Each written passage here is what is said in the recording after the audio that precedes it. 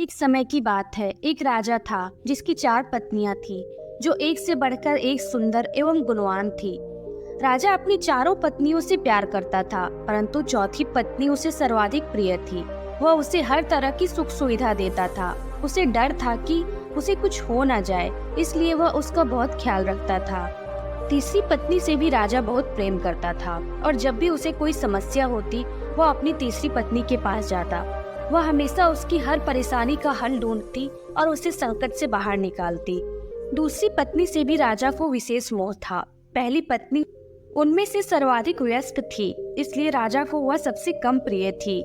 एक दिन राजा शिकार के लिए वन गया। वहाँ उसे एक विषैले कीड़े ने काट लिया और वह एक दुर्लभ बीमारी से ग्रसित हो गया। वैद्य एवं तांत्रिकों ने अपनी सारी विद्या का प्रयोग किया, परंतु राजा की बीमारी को ठीक नहीं कर पाए। अंततः उन्होंने यह कहा कि राजा की मृत्यु निकट है, वह कुछ दिनों का मेहमान है। राजा ने अपनी संपत्ति को रानियों में बांटने का निर्णय किया, क्योंकि उनका कोई उत्तराधिकारी नहीं था। परंतु सामान्य रूप से विभाजन करने की जगह कौन सी रानी उससे कितना प्रेम करती है, इस आधार पर संपत्ति को बांटने का निर्णय किया। उसने एक योजना बनाई और सभी रानियों को एक एक करके बुलाया। उसने कहा कि मेरे जीवन के केवल 3 दिन शेष है। मैं तुम्हें एक रहस्य बताता हूँ। बहुत पहले मुझे एक साधु ने एक शक्तिशाली यंत्र दिया था, जिससे मुझे स्वर्ग की प्राप्ति होगी यदि मैं साथ में एक और व्यक्ति को ले जाऊं। लेकिन स्वर्ग में जाने से पहले हमें भयंकर पीड़ा सहनी पड़ेगी और नर्क में 7 वर्ष व्यतीत करने होंगे। क्योंकि हम दोनों एक दूसरे को सर्वाधिक प्रेम करते हैं, इसलिए मैंने यह निश्चय किया है कि मैं तुम्हें अपने साथ आने का यह अवसर प्रदान करूं। राजा ने चौथी रानी से शुरुआत किया, जो सबसे छोटी थी और जिससे वह सबसे अधिक प्रेम करता था। उन्होंने उससे पूछा, क्या तुम मरने के बाद मेरे साथ चलोगी? छोटी रानी को राजा की मृत्यु पर पूर्ण विश्वास था। उसने भावना रहित शब्द में राजा से कहा, इसमें कोई संदेह नहीं है कि मैं आपसे सबसे अधिक प्रेम करती हूँ, परंतु प्रत्येक व्यक्ति को अपनी मृत्यु का स्वयं सामना करना पड़ता है। मैं यही रानी के रूप में रहना पसंद करूंगी। मुझे प्रेम और सत्कार की आदत है।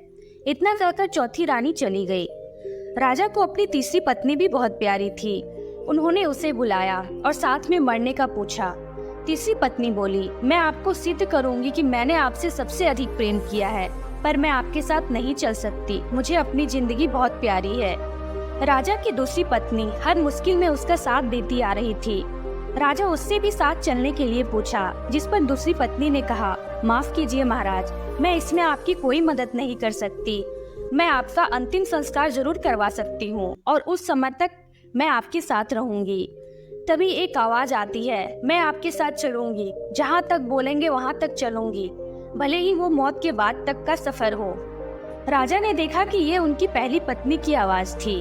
राजा अब कुछ शांति महसूस करता है कि कोई तो है जो उसे बिना किसी अपेक्षा के प्रेम करता है, पर उन्होंने उस पर सबसे कम ध्यान दिया था।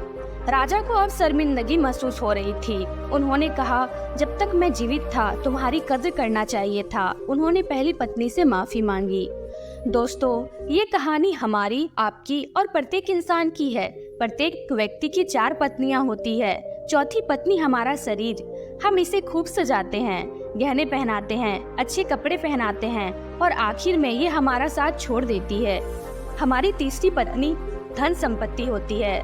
हम जीवन का बहुत सारा समय घर को साजो सामान से भरने में लगा देते हैं, लेकिन अंत समय में वो भी हमारे साथ नहीं चल सकती। दूसरी पत्नी हमारा परिवार और दोस्त होते हैं।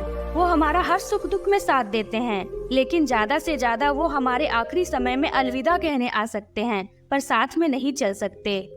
हमारी चौथी पत्नी जो हमारे साथ जाएगी, हम उसे कभी महत्व नहीं देते। वो है सद्भावना और निस्वार्थ होकर किए गए पुण्य कार्य। यही वो पत्नी है जो मरने के बाद भी हमारा साथ नहीं छोड़ती और सदा हमारे साथ जुड़ी रहती है। मनुष्य के कर्म ही हैं जो मृत्यु के बाद उसके साथ जाते हैं। हम में से अधिकतर इस कहानी के राजा की तरह ही जीवन जीते हैं और कहानी में बताए गए कर्मानुसार ही अपनी पत्नियों से प्रेम करते हैं। हालांकि ये महत्वपूर्ण भी है, लेकिन हमें जीवन देने वाले ईश्वर को भी नहीं भूलना चाहिए। कुछ समय उस परमात्मा को जरूर दे। तो दोस्तों, इस कहानी से निष्कर्ष निकलता है कि जीवन में सच्चे प्रेम की मूल्य को समझना जरूरी है। हमें संपत्ति, परिवार और शरीर के साथ सद्भावना और निस्वार्थ मार्ग पर चलना चाहिए और उस ईश्वर को हमेशा याद रखना चाहिए।